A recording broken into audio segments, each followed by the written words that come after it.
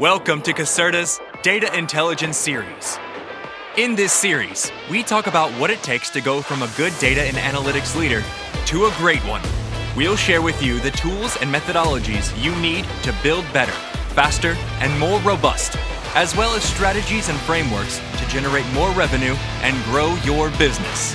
Featuring some very special guests and experts to inspire you and give you advice and direction on your data journey. And now, introducing your host, Caserta Data and Analytics Evangelist and VP Marketing, Remy Rosenbaum. Hey everyone, and welcome to today's episode in the Data Intelligence Series. And I am your host, Caserta's VP Marketing Analytics, Remy Rosenbaum. And today we're going to explore how to get buy-in across an organization for data and analytics strategies. From conversations we've had with data leaders, we found that many times it's challenging for them to tie the data analytics solution designs to a business value. And without a clear case, it makes it a little more difficult to get buy-in. To help answer these questions and give us strategies on how you can get buy-in across your organization, I've put together a top-notch data thought leader panel to address the challenge of getting buy-in for your strategies. A few introductions and we'll get started. First on our panel, we have Danny Siegel. Thank you for coming, Danny. Danny has served in a range of positions throughout his career, from data scientist to chief data officer. Danny has initiated and executed numerous data programs with Fortune 500 companies and built close partnerships with executives and analysts at every level to drive their success. Danny will draw on his 30 years of data analytics industry experience for our discussion today. Next up, we have Aileen Blass. And as a seasoned data strategist, Aileen has spent much of her career collaborating with business leaders to develop data strategies to support business objectives. Her leadership has helped multiple clients leverage existing data investments to solve complex data problems and usher in new levels of data competency and literacy across the organizations that she supports. And last, but surely not least, we have Ranjana Young. Ranjana is a data analytics strategist at Caserta with more than 18 years of experience in financial services and healthcare, being a chief data analytics officer at organizations like Charles Schwab, Northern Trust, and Cardinal Health. She has vast experience in delivering data analytics strategies, master data management solutions, data governance and quality solutions, and data platforms to support business transformations and monetize data. Ranjana has served on the board of EDM Council and also serves as a board member for Panelists Chicago chapter to support education and vocational programs for children in India and Mexico. That's excellent. So thank you everyone for joining me today, and let's jump right into it. And we can start with Danny. And we're just going to go around. Danny, what are some effective strategies or rules of thumb to getting to the right level and breadth of support to position your program for success? So I think in terms of good strategies, there's a few that are probably seem obvious, and you might be thinking of them off the top of your head, and they're necessary, by the way. So first and foremost, the financial case for change. Okay, that's unavoidable to get funding in organizations large and small. I would say supporting that would be a compelling use case, and preferably a burning platform. Something around risk exposure or compliance, which are particularly useful in financial services, healthcare.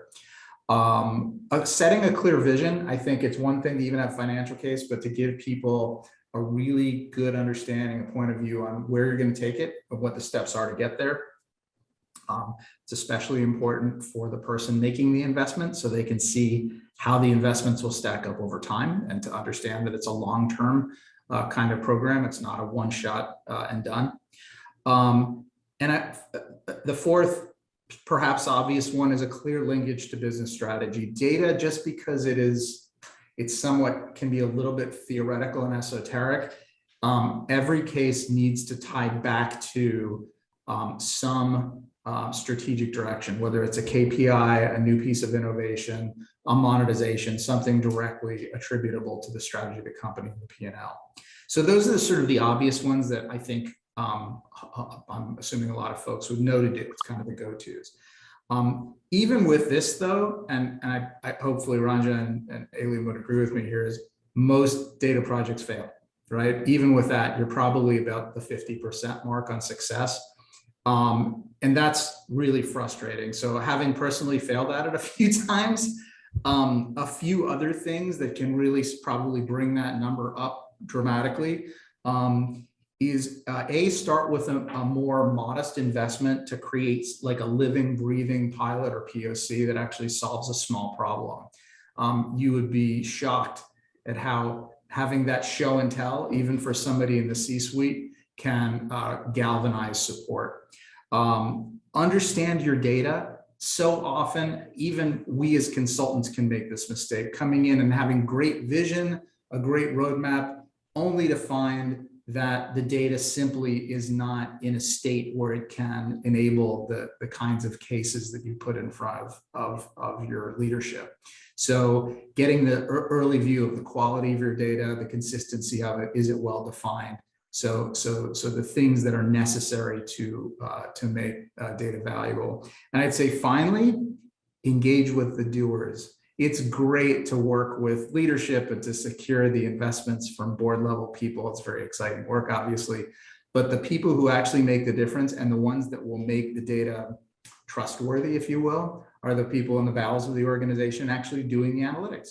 So partnering with them, winning them over, understanding their pain points will go a long way to getting the success figure that I just mentioned up a bit. So that's my 2 cents. Those are great 2 cents. I love getting it in front of them to see something. I think I've heard of it as a MDP, a minimum data product, as opposed to an MVP. So they can conceptualize it. Ranjana, what can you add to Danny's very deep explanation? But I think you have some great insight also. Yeah, there's a lot of things that you mentioned, Danny, and that I was going to just second, right? And I'm just going to build on them, right? I think that one of the key things you talked about is the fact that it's so important to have a data strategy that's fully aligned with business outcomes and capabilities. What I've also seen is actually data and analytics strategy can influence the business strategy. And I've seen it in my experience where, again, as Danny has played several, roles, so have I, and I've learned from my failures more than my successes, where you really can, the key thing is to have a seat at the table with the business leaders, and then you influence, not just kind of, support the business outcome, but truly influence the business strategy and outcomes as well. And that only happens, as Danny mentioned, by winning the hearts and minds of the business leaders. And you can only do that with a key burning platform, whether it's regulatory. But I also think that one place where I have seen success is around customer engagement, experience, patient outcomes. We took one area, especially when I was at Cardinal, within the medical segment, and clearly knew that we had some major supply chain issues with this one customer. We proved out kind of how you could automate the process. So it actually touched the business process. It touched automation with some of the, robotic process automation activity. It touched the quality issues that the data was having. And then really, if you think about it, the outcome was better customer experience and, hence retention. So I would completely second a lot of the things that Danny mentioned. So just wanted to kind of add to what he just said. Definitely. Aileen, that's a lot, but do you have anything else you'd like to? I do. So Danny, you had talked about, the data and looking at the data quality. And I think a trend we've seen recently is that even if the data quality is good, sometimes it's just stuck in little data dead ends, I call them. So they're in an application somewhere. And what we're seeing are more and more organizations don't have a strong data integration plan or strategy to accompany their overarching data analytics piece. Because even if you've got great data, but it's in 27 different places, you likely don't have the team who can pull it together and do that work. So understanding before you get to the place where you're asking for money, how disparate your data sources are and what that effort will be from a technical side to pull it together to make it useful really lends credibility to one, that you know what your data looks like, and also you're setting the expectations on timeline and costs up front that you can meet as you move forward. So finding that out after the fact can be damaging up front. You gain a lot of credibility. That's excellent. So I'm gonna pose a question back to you then. So how would you handle the holdouts? What are some tactics or tips for people that just aren't buying in, Aileen? The holdouts, I think, Rajna touched on this, is you find that use case that hits into their heart or their bonus, right? So hit them where it counts most. There are people who have focused on certain aspects. So find that piece and then prove it. The data can help with that piece. So if you make it personal, it helps the team move along. It's you're meeting a metric, you're improving your patient outcomes, it's meeting a regulatory requirement. It's a very specific, discrete success model that you can show to somebody. Even if it's mocked up and you show what the process is to meet it, you have to create that image in that holdout's head. So it becomes less of this vague concept of data and analytics and very specific to how it will impact their world. And the specificity for me is everything to getting those holdouts to jump on board. Definitely. And Ranjana, you've worked in a lot of regulated industries, and Aileen touched on that.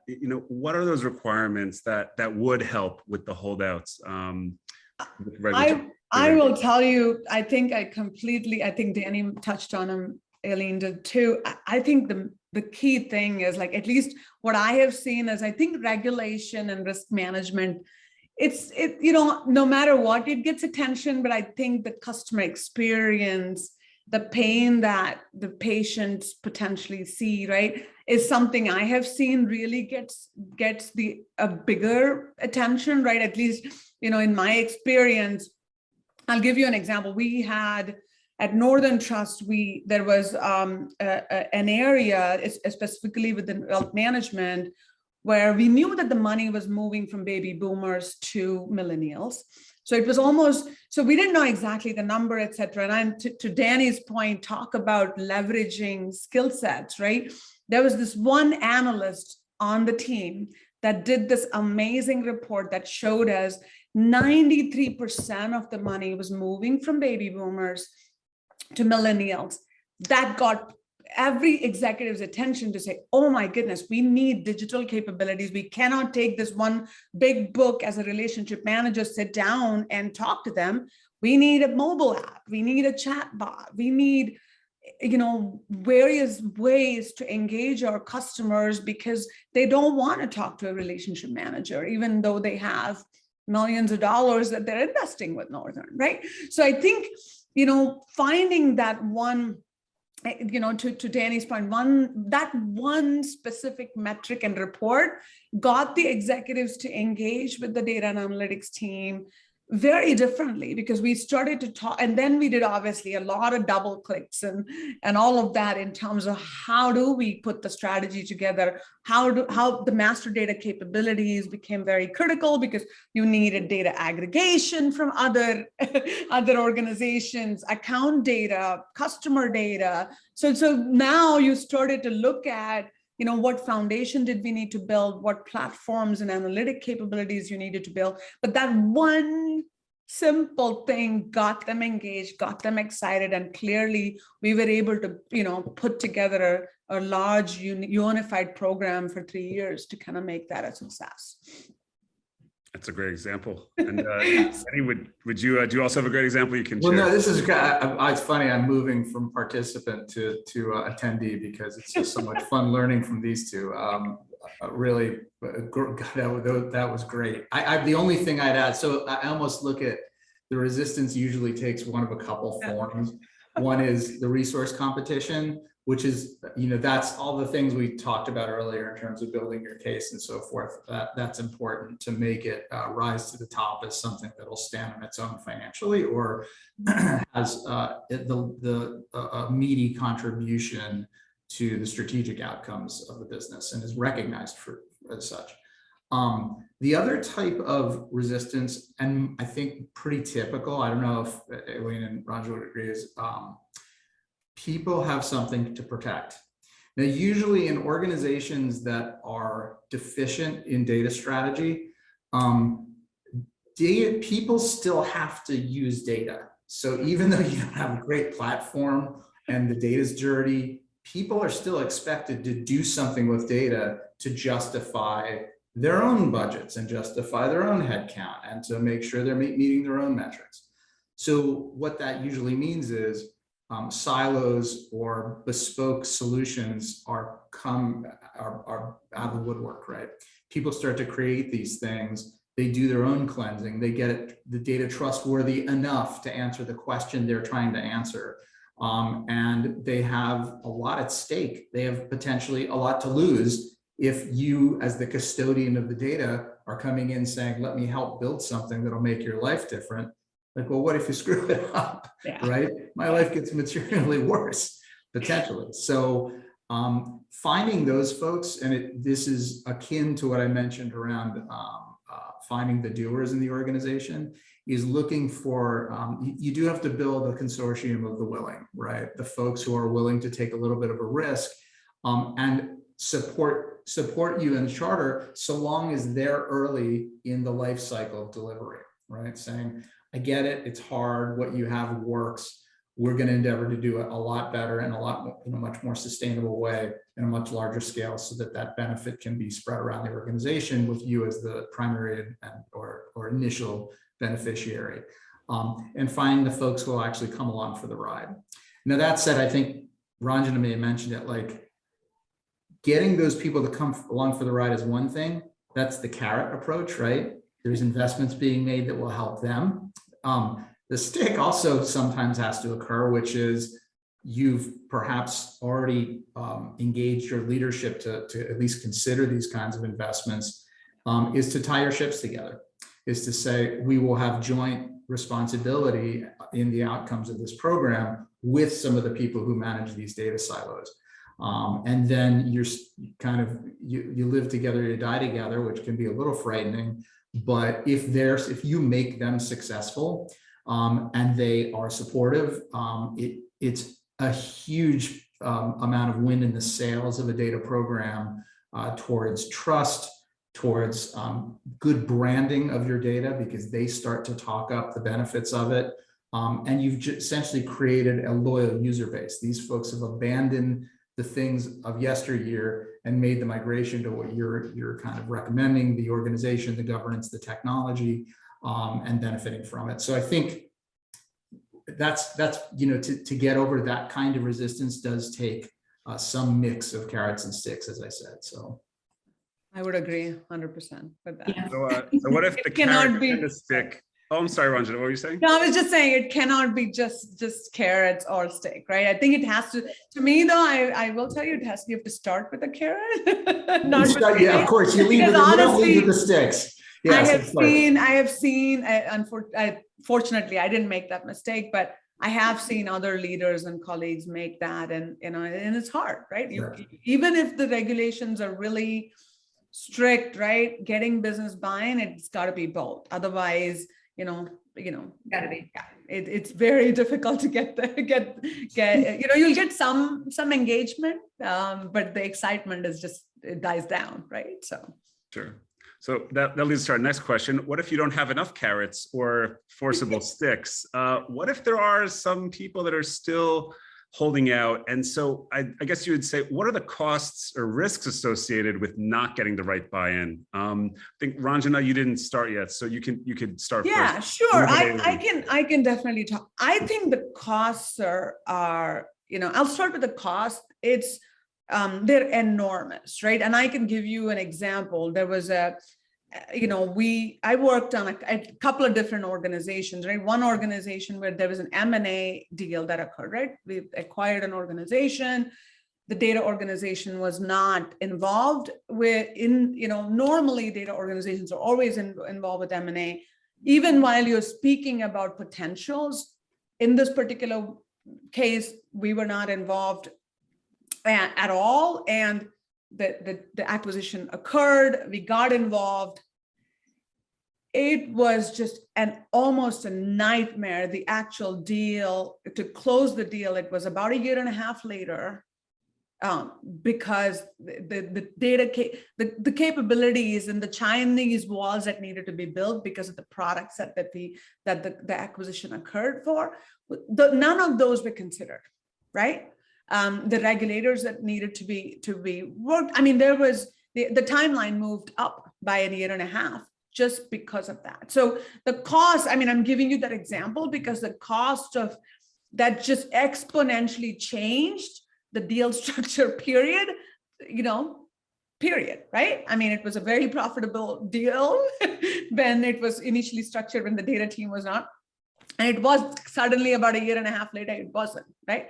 And the risks on the other side, from a risks perspective, right? I really think not getting engagement, and I'll speak from a data and analytics officer and a team and an organization perspective. You could build, you could integrate, to Aileen's point, you would integrate the data the right way. You would build probably one of the best set of platforms and reporting and capabilities. The insights will be created, then there'll be no actions taken. And I have seen that happen before, where you would have the insights and there's no action taken. So all the work around operational efficiencies or commercialization occur when actions happen, right? None of that happens otherwise. So to me, it's both costs and risk of not getting engagement and support. That's why I never talk about data strategy. I always say it's a business. You build a business-backed data strategy, right? Otherwise, they just don't succeed, right? You get that one sponsor, that sits next to you, talks about why it's important to engage the data and analytics teams and how he or she has had success. You take them around, you do whatever it takes to make that happen. And the risks are, and they will help the business leaders help you talk about the risks and costs of not engaging the teams, right? And it's critical to kind of show those metrics and use anecdotes and et cetera to kind of get that buy-in, but also kind of articulate that. And I've seen, and it's very, very important. It's not just your chief risk officer or chief finance officer, actual CEOs and sales, it's important to educate, the commercial leaders equally. Right. So I hope that helps, Remy. No, definitely. That was excellent. Aileen, can you shed some light? What are some costs or risks associated, or any ways to even determine those costs if there's some strategies? Yeah. So Remy, when someone asks why do we need a data and analytics strategy? The first thing that comes to mind, and I usually don't say it, is because it's 2022, because your competitors have one. Yeah. Because those that are nipping at your heels, trying to take over, if you're the industry giant, they've got one, and it's modern, and you got to catch up. So what are the risks? Losing market share. I mean, it's pretty big. So the challenge is taking again that concept of losing market share and bringing it into numbers, and doing that in 2022, we've got supply chain disruptions all over. So those organizations that have a strong analytics program and understand where their supply chain issues are occurring, where they're having their margins are decreasing, they have a better shot at being able to create a plan and move past it versus some others that are just now scrambling, trying to collect the data and figure out where the problems are. So, the biggest risk is because everyone else has a plan. So you're behind the 8 ball at this point if you're not strong thinking that way. But that's a reason to jump on it, right? That's, Remy, a lot of our clients, they bring us in because they want to take their data program to the next level, or they want to change up some of the tools that they have, or move their analytics and move into the cloud. There's 100 reasons no one's ever done. So the risk is ever stopping. Data is a program. It's a part of the DNA of your organization. And as soon as that's seen that way from the entry-level employee to the C-suite, that it's part of the organization, the way you run, the safer you'll be as an organization to keep it moving forward and keep it in the limelights instead of in the shadows. That's excellent. Danny, would you also like to chime in? So you're last on this one. I know, it's really tough. There's not a whole lot to add. This was excellent. I think Aileen had a great point, which is, come on, we need to talk about what the risks are of not having a data strategy and a coherent handle on your data. If you don't, you won't survive. Okay, fine. But understanding why organizations get to that point, remember, sometimes we're dealing, particularly in the regulated space, where not exposing data to the cloud, not using a lot of third-party tooling, having to be very insular. They've made a lot of money by keeping a very tight grip on data. Whether it's well managed or not is a different question. But some organizations are resistant to change because for good reason, right? Because there's risks involved. But educating and helping people understand that the risk of not moving is even higher than the risk of standing still is fundamental. I think, Aileen brought a great point up around the risks of not understanding your cost structures, supply chain, of course, being probably a very hot topic right now, but is always important. I've worked for organizations where with the best of intentions, creating data platforms didn't give deep visibility into their profit and loss statement. They literally didn't know how much money they were making on the sale of a product. Why? Because they had a great data platform, but they hadn't really thought through how they wanted to collect data, what the right level of attribution, what the right level of posting should be for financials or invoices, like not really thinking through what they wanted to measure as an organization. So, as a backdrop to the need for early thinking about your enterprise data architecture in advance of or in Congress with building out some technology to enable it. I mean, how you just won't survive if you're not really deep into it. So I don't have too much else to add. Those were wonderful responses. That's excellent. I mean, I think a number of times we've said that if your data estate is not in order, you can't possibly understand the costs involved or revenue or market share. And to even answer these business questions, you really do need to get it in order. I think we have time for one last question. And this is more of a from the trenches question. So I guess, Aileen, you can start because I think we've started. Can you share with me an anecdote about an organization you work with whose leadership were digging their heels in, but how they ultimately did warm up to data strategy, an arc of redemption for data and analytics? You can hide the names of the companies if it's too. I think I will. So Remy, we put forth. I was part of an IT program that we put forth a data analytics strategy. We're proposing a new BI tool and a new structure for the warehouse years ago, and we had one holdout. And in this organization, unless all the executives bought into the program, it wouldn't get funded. One holdout, and the reason was he had his own little shadow IT group. And he's like, I don't need this. I'll keep my money on something else, right? So. What we understood one of the things they were trying to accomplish from a marketing perspective was the marketing executive, that they were trying to understand about their consumers. And so we saw it actually written on a whiteboard in a meeting room. And so we went back and we dug into the data warehouse and we answered his question for him. So then we went to this meeting, one last chance to get him to buy into this program. And he was a screamer. So you can tell this is a while ago because no one allowed screamers off. So rather than sit across the table from him, I sat right down next to him. So I knew he couldn't just turn his head and scream at me from 2 feet away. So he was a little calmer. And then we presented to him what we could do with data in the warehouse if we had this new tool. So I showed him what we did manually, just pull the data out and create some metrics about his clients. He goes, yeah. He goes, I get, that's what I want to do. Because, but how long will it take you guys to be able to, where's that data? This isn't going to happen. And we showed him like, this is real. We pulled this out of your data sets that we have here that are corporate assets for this organization. And he got quiet and he goes, like shoulder shrug, okay. And he signed off and we moved forward and we did that piece as the first initiative to kind of a little bit as a thank you. And it was a really worthwhile endeavor, but we had to use the real data to show him that we could really do this. It wasn't pie in the sky. It wasn't 5 years away. It was here and now. What you want to do. Yep. And that goes back to what Danny was even saying about the vision. You have to define, articulate, and communicate from the beginning to get that buy-in. I mean, show me the money. Always answer though, what's in it for me? Everyone wants to ask it, but they want to know. That's excellent. Ranjana, what is one so fun I'll give you an example from Schwab. Like we had worked, I worked as a chief data analytics officer within the investment banking space. And, a lot of the work we did was to really support a head of equity, head of fixed income, head of product strategy.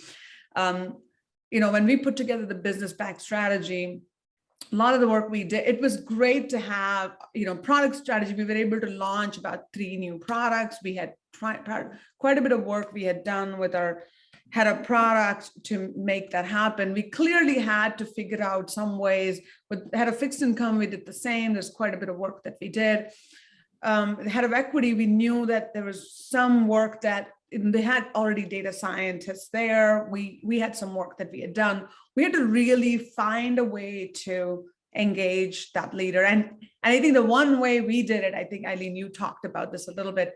One was we took our head of product strategy to talk about all the great work we did. We also took our head of fixed income to talk about the great work we did. The third thing we did was to exactly really do a show and tell, right? Specifically in the passive equity market, we were able to clearly produce some reports and analytics for him that he hadn't seen before, right? And he's like, oh, this has already been done by this particular team, right? My team, right? We were like, well, we collaborated with them, but we produced this, and he's like, oh, when can I see the whole thing? I'm like, this is the whole thing. So we actually showed him a way to really look at, the drill downs, drill throughs, and questions he had asked before that he could actually see, and that got his eyes, really lit up, right? To Aileen's point, if you can do show and tell with examples and answer questions that they've asked, that's a game changer, right? Many times. Excellent. I won't add it, Remy. I won't add another anecdote because I'm mindful of time here. But the theme, my story has been very similar, which is I think the theme of show and tell, very important, of perhaps using discretionary monies to create something pilotish to really make it showy for the people who actually have to make the big investment to make it transformative, are fundamental. And my anecdote is very similar. Board level person, naysayer, took their data, demonstrated back to them insights they didn't have in short order, and only to have them become such a supporter that you walked into the factories and there on the big screen was all the KPIs that the future system created. Like, they really embraced it. So we're all talking about the same kinds of energy. So. Yeah, make it personal, make it about them, and show them how it helps their division and their goals. Yeah. Danny, thank you. Ranjana, thank you. And Aileen, thank you. That is all the time we have today. For our audience, thank you very much. This is recorded and we will process it and email it to you to the email address you registered with. Thank you for coming, and tune in next time to the Data Intelligence Series. Thanks, Ray. Thank you. Thank you, everyone. Take care.